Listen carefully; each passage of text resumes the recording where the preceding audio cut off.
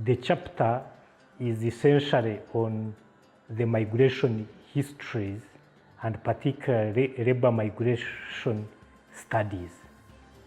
You will notice that the interest was during the early 1920s, then across 1950s. This is the time when migrant labor was at the peak, and many of the Bachiga, the Banyankore, were coming to what was termed as cash crop reserve zone, which was Buganda.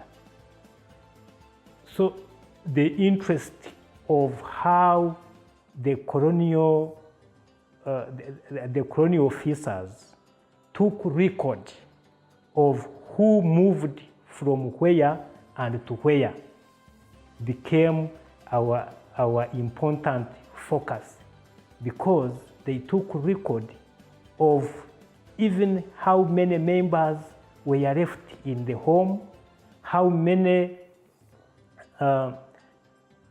what kind of the environment it was, what aspect of, say, hygiene was part of the collection camp, like it was in Kabare. So what aspect of food was given to these migrants, and all those combined together to form the statistical package to which statisticians of today might be interested in. As a result of this project, I would like to see more people getting out of poverty. I would like to see women, young girls using reproductive health services when they are available. I would like to see the children of these families getting immunized, and that way I think we shall have put the communities, both women and children, men, boys and men, on a trajectory to improve on their well-being, both health and poverty, making sure that we are paying a lot of attention to this. And also being mindful that government is putting on the ground programs like PDM and other programs that can benefit from the people, that this type of project, the legacy project, can also be interacting with along the line, so that it is not just alone in the community, but is also interacting and with other programs, especially some other government and other community programs on the ground. And for me, statistics should not be of how many have migrated, but rather go on to look at those that we term as social statistics, which is very important for population. The findings are that the colonialists were very particular in finding out the more social aspects, economic aspects, and the environmental aspects to which most of the contemporary statisticians are not interested in. For instance, when you look at the punishment levels for someone who escaped and is punished with the number of canes well recorded, that brings in the aspect of how, for instance, human rights of these migrants were violated. It gives the overview of how the environment through which the labor recruitment and the transportation was. For instance, if there was a report on a statistical sheet, there is a write-up that no toilets in place, so it tells much about the hygiene of the time and how migrant laborers juggled their life. For me and for other co-authors, the interest would be more than just numbers, 200, 300 people moving from Kigezi region to Kampala or to Buganda. It gives just the top data.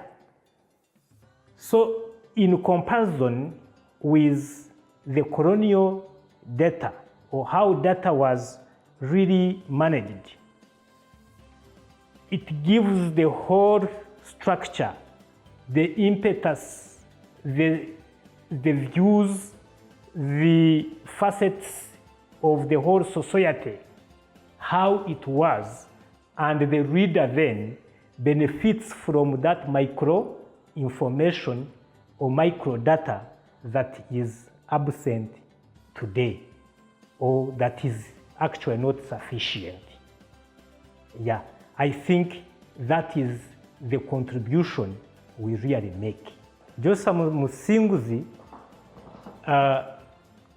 is the champion of balanced population data or a balanced scholarship. That's why a chapter like this can find its way to an edited book in commemorating him. As a very open scholar, multidisciplinary scholar who embraces multidisciplinary methodologies, makes him stand out in the science of not only data collection, but also the kind of information that he desired to. Throughout his work, he embraces that. Good statistics, he recommends, should not be simply numerical, but also narrative in nature, and that makes the social aspects like issues of poverty, issues of welfare, which he put to the forefront and become important in informing data. So data is not